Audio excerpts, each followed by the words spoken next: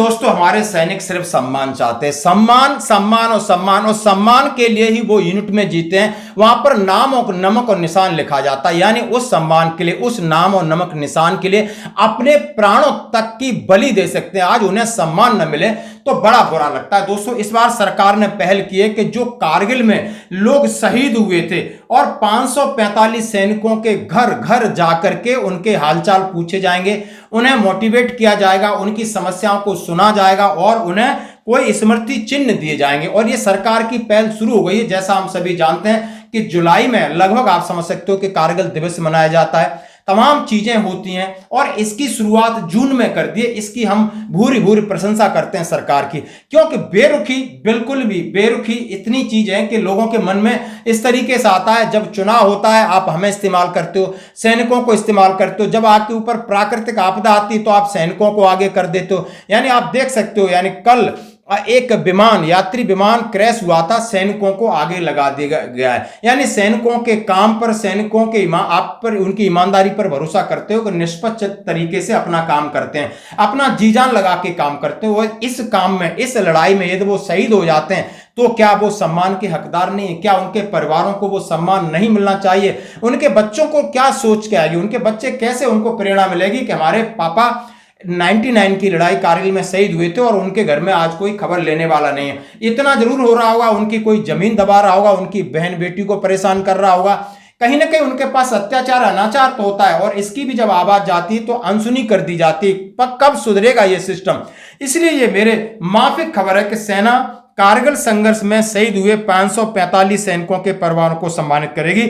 मैं इस कार्रवाई को सैल्यूट करता हूं। इस साल कारगिल युद्ध की याद में एक नई पहल की जा रही है। सेना उन 545 सैन्यकर्मियों के घर अपने प्रतिनिधि भेजेगी जिन्होंने इस संघर्ष में अपनी जान गंवाई थी। इस सप्ताह शुरू होने वाले आउटरीच कार्यक्रम का उद्देश्य युद्ध नायकों के परिवारों को उनके घर में जाकर सम्मानित करना। और ये दिल्ली के आसपास आप देख सकते हैं, जहां पर कैंटोनमेंट है, एओआर है, वहां पर ट्रेस किया जा रहा है कि कौन कौन कारगिल में शहीद हुए हैं और स्टेशन हेडक्वार्टर की जवाबदारी, वहां पर एक अधिकारी जेशू जाएंगे, उनको सम्मानित करेंगे। ये पूरे नेपाल तक 545 एक को ढूंढा जाएगा, सम्मानित किया जाएगा और उसकी कार्रवाई शुरू हो गई है। कुछ न्यूज और कुछ चीजें हम आपके सामने आप दिखा रहे हैं, आप देख सकते हो स्क्रीन पर कि कितने लोगों के यहां फौज जाकर पहुंच चुकी है।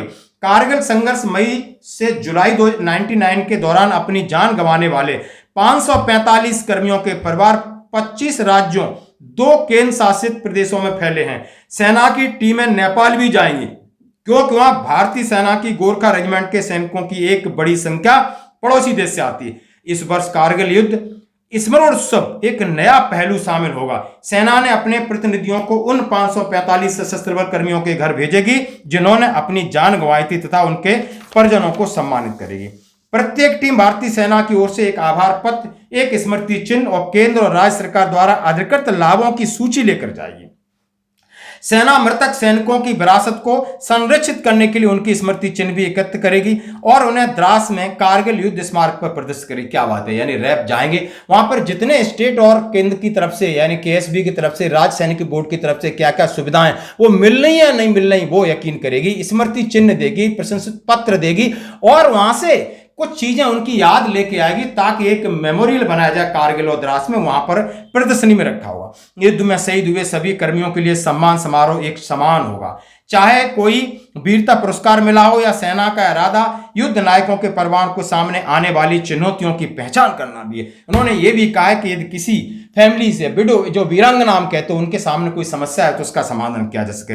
यानी इस समारोह में स्थानीय समुदायों को शामिल करने के उद्देश्य से कई गतिविधियां शामिल होंगी, जिसमें ऑपरेशन इवेंट्स, युद्ध के पुनः मंचन शामिल होंगे। 26 जुलाई को कारगिल युद्ध स्मारक पर एक भव्य पुष्पांजलि समारोह के साथ इन कार्यक्रमों का समापन होगा और 26 जुलाई तक जाएंगे और उसके ऊपर स्मारक पर इनका समापन होगा। दोस्तों बहुत अच्छी पहल है, हम इस पहल का स्वागत करते हैं क्योंकि एक सैनिक सम्मान के लिए जीता। दोस्तों ये सैनिक के पास कितना पैसा हो सकता है आप समझ सकते हो, कोई उसके पास पैसा नहीं होता, अच्छे कोई घर दुकान मकान कुछ नहीं होता, लेकिन एक जज्बा होता है, देशभक्ति होती है, देश प्रेम होता है। यदि आज वो ये काम कर रहा है और इस काम करते समय बलिदान अपना दे देता है तो कम से कम समाज में उसको ये रेस्पेक्ट तो मिले, उसके बच्चे मोटिवेट हों, बगल के मोटिवेट हों, देश प्रेम की भावना हो, देश के लोग समझें तो और उनकी समस्याओं का निवारण हो। ये सरकार का जबरदस्त जो पहल की है, मैं इसे फिर सैल्यूट करता हूं। धन्यवाद दोस्तों।